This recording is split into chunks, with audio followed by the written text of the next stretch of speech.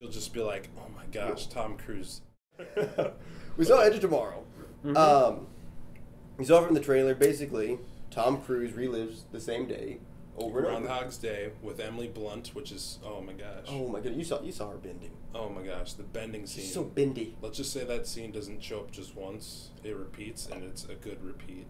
But anyway, so Tom Cruise relives the same day over and over. And basically, Tom Cruise was the PR guy for the American military. Yes, he was the guy that he basically promoted these new mechs that they came out with, these super soldier kind of things. Yeah, exoskeleton suits. Yeah, they resemble a thing like if you ever played Titanfall, they resemble these mechs that just drop from the sky and stuff like that.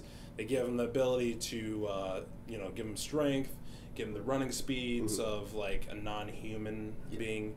And they also give them all these like special like mechanical weapons and stuff like that. Exactly. It's pretty cool. And the reason they developed these is that Earth has been invaded by aliens. And these were, in my opinion, some of the coolest movie aliens I've ever seen. They were like cephalopodic cush balls.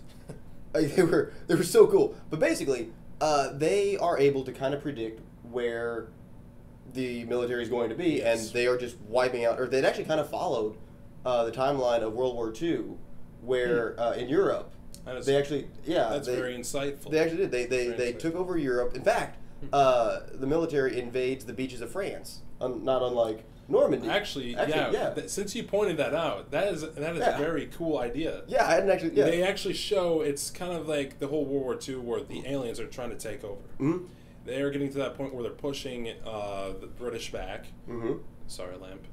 They're always. Okay, so they're looking at the whole time when the British are getting pushed back. The American, Tom Cruise comes in and is looking to help the British, defeat this power. On a PR level. He doesn't actually want to fight.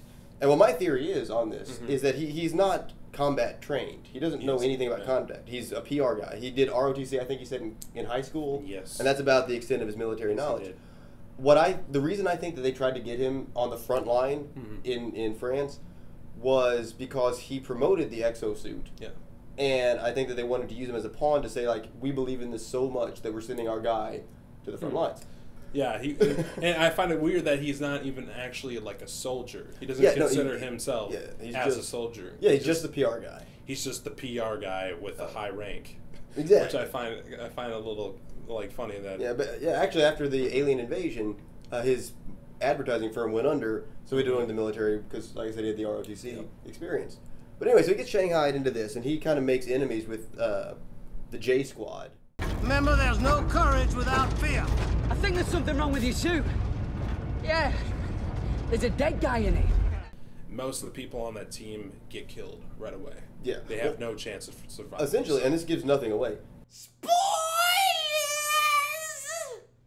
Everybody gets killed. I mean, you saw in the trailer, everybody dies all the time because, like I said, the aliens know you're coming. Yes. They're ready for you. You get wiped out.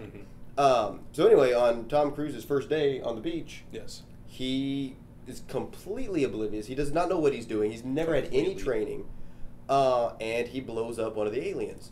And then he dies, and he wakes up. Can I say something about that whole scene? Yes. I find it a little unrealistic. That was the only thing I have to say for that whole beginning scene. I find it a little unrealistic that he's able to kill one of those enemies after finding, because if there is, can I mention a spoiler here? Yeah. Okay. Right, so possible spoiler. A possible spoiler. There's some mechanics about his mech that he does not know how to use. The safety's on. He doesn't know how to turn it off. Yes, he does not know how to use his mech. Of course, like in that sense, it's true. Like it's so true that nobody is going to pick up a gun and start firing it and kill a bunch of people. But he learns really quick. Right, and actually, he didn't even use the mech to kill the first one. He found a claymore. He read on the front of it. It says "point at enemy," which is fair.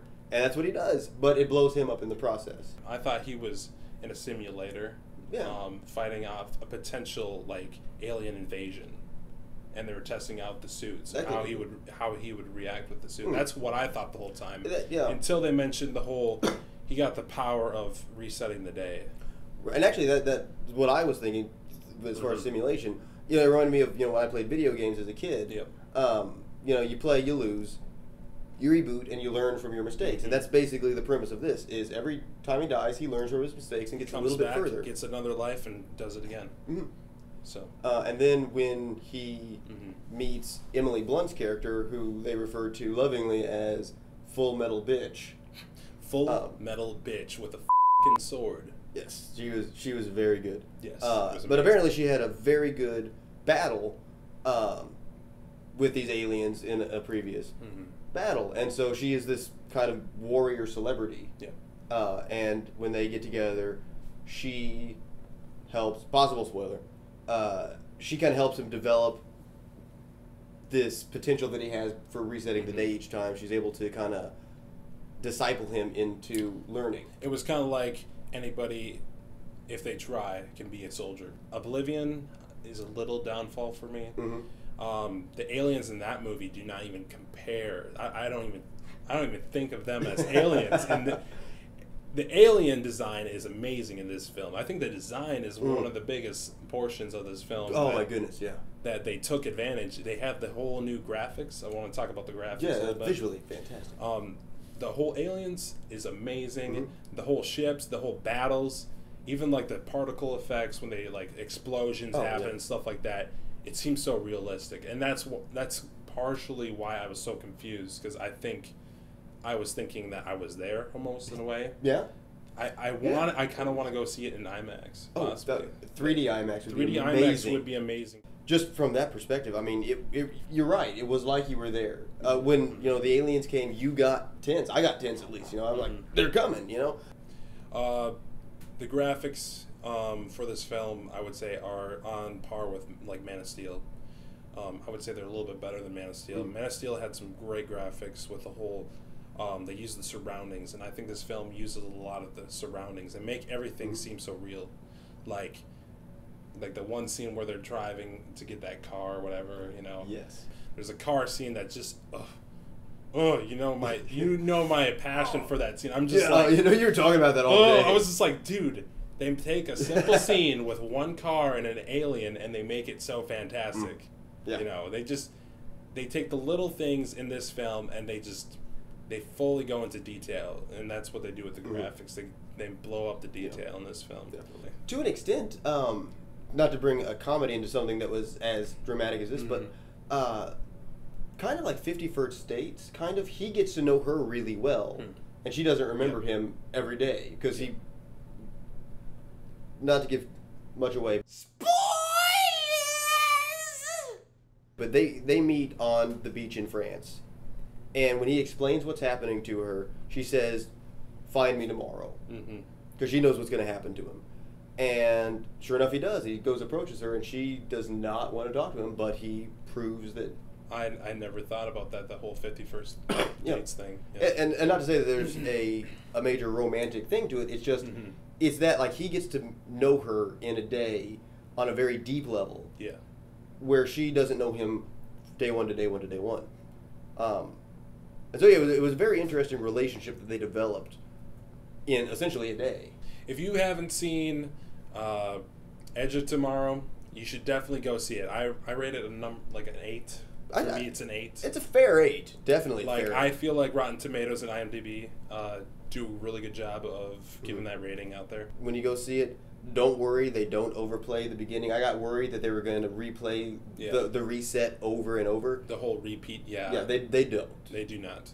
They do it in a way that's enjoyable. There's a lot of instances that they use the repeat in that you're just like, whoa, I would have never thought about putting that in a movie. Yeah, no, you think it's going to get redundant, and it doesn't. They did it well. They did it very well. Well, that's all we have time for today, and we wish you luck on The Edge of Tomorrow, and definitely go see it. This was great. It was good. It was fantastic.